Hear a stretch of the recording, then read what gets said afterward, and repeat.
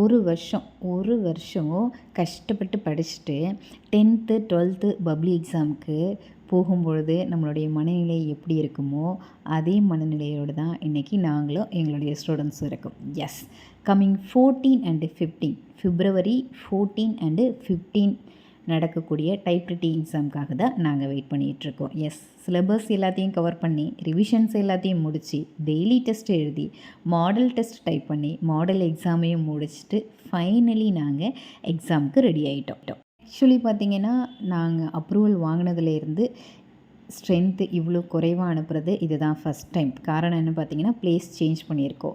இப்போ இருக்கிற இன்ஸ்டியூட்லேருந்து எங்களுடைய பழைய இன்ஸ்டியூட் பார்த்திங்கன்னா 1.5 கிலோமீட்டர், கிட்டத்தட்ட 1.5 கிலோமீட்டர் டிஸ்டன்ஸ் வரும்.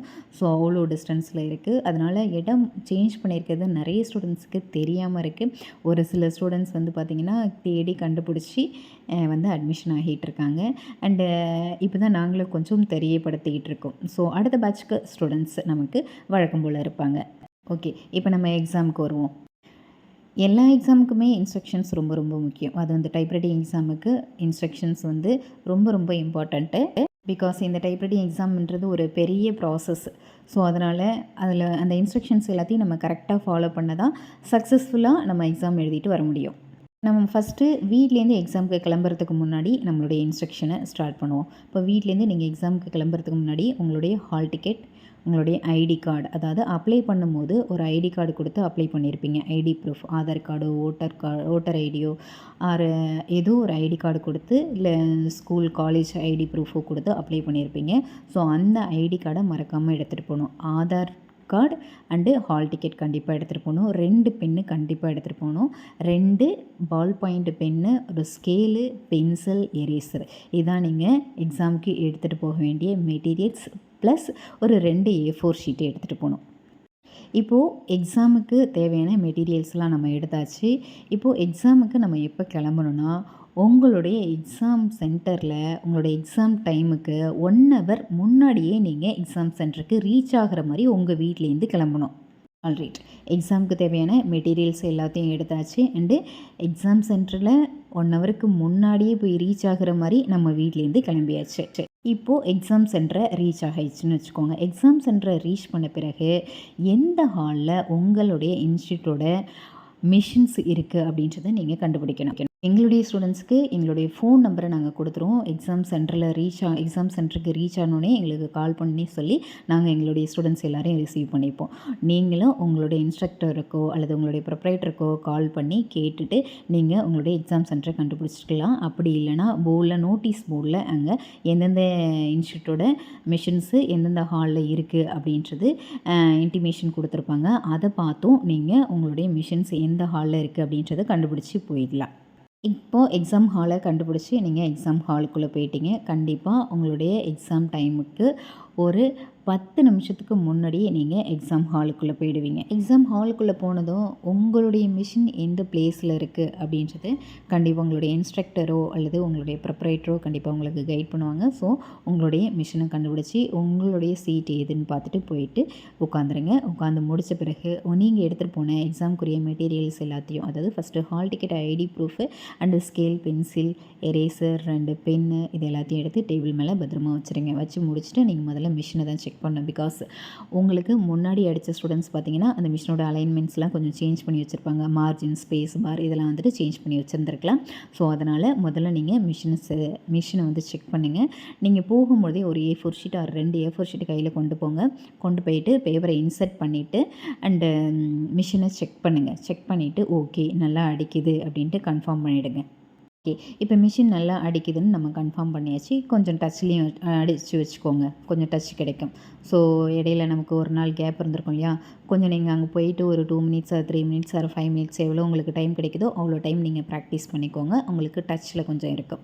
ஸோ டச் கிடைச்ச பிறகு நீங்கள் எடுத்துகிட்டு போனீங்க இல்லையா A4 ஷீட்டு, அந்த A4 ஷீட்டில் எக்காரணத்தை கொண்டும் எக்ஸாமை டைப் பண்ணிடவே கூடாது. அந்த A4 ஷீட்டு உங்களுடைய இன்ஸ்ட்ரக்டர் ஆர் உங்களுடைய ஸ்டாஃப் ஆர் உங்களுடைய ப்ரொப்ரைட்டர் யார் உங்கள் பக்கத்தில் இருக்காங்களோ அவங்ககிட்ட கொடுத்து எக்ஸாம் ஹாலை விட்டு வெளில கொண்டுட்டு போக சொல்லிவிடுங்க. நெக்ஸ்ட்டு பார்த்திங்கன்னா உங்கள் எக்ஸாமுக்குரிய சூப்பர்வைசர், உங்கள் ஹாலோட சூப்பர்வைசர் உங்களுடைய ஹாலுக்கு வந்துடுவாங்க. ஹாலுக்கு வந்ததுமே வந்துட்டு பார்த்திங்கன்னா உங்களுக்கு தேவையான ரேப்பர் ஷீட்டு, ஆன்சர் ஷீட்டு கொடுக்க ஆரம்பிச்சிருவாங்க. So rapper sheet answer sheet கொடுக்க ஆரம்பித்தோடனே ரேப்பர் ஷீட்டுக்குள்ளே தான் ஆன்சர் ஷீட்டை வச்சுருப்பாங்க.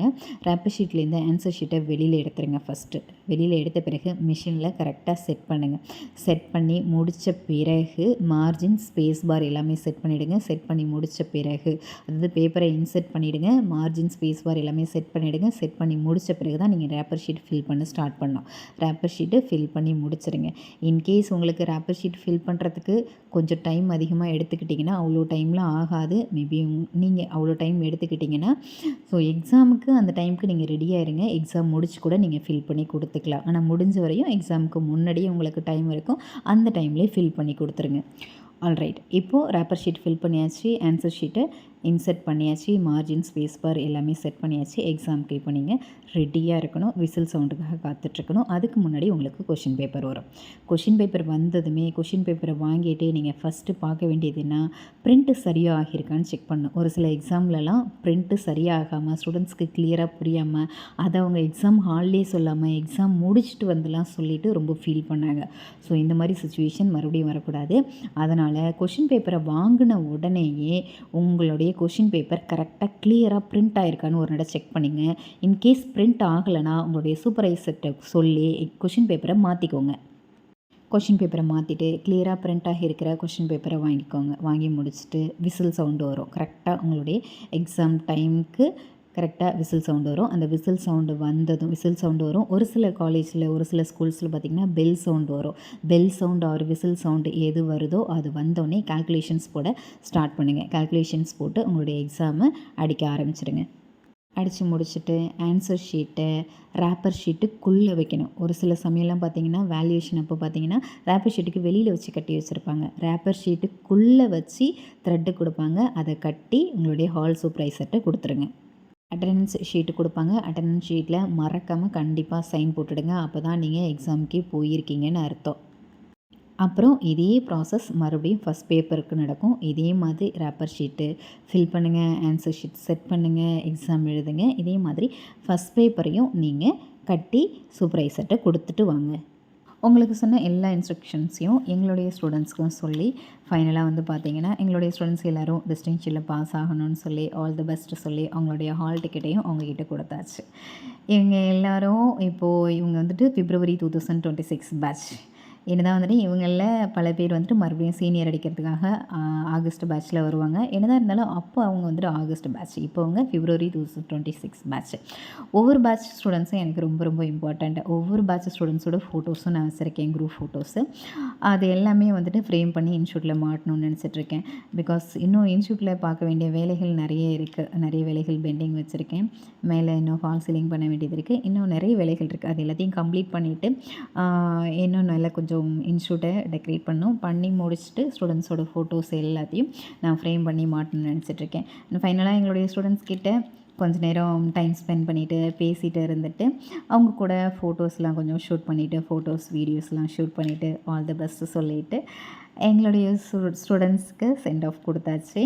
அண்டு மறுபடியும் நாங்கள் எக்ஸாம் ஹாலில் மீட் பண்ணுவோம். All the best, all the very best to all. என் சார்பாகவும் எங்களுடைய இன்ஸ்டியூட் சார்பாகவும் உங்கள் அனைவருக்கும் எங்களுடைய வாழ்த்துக்கள்.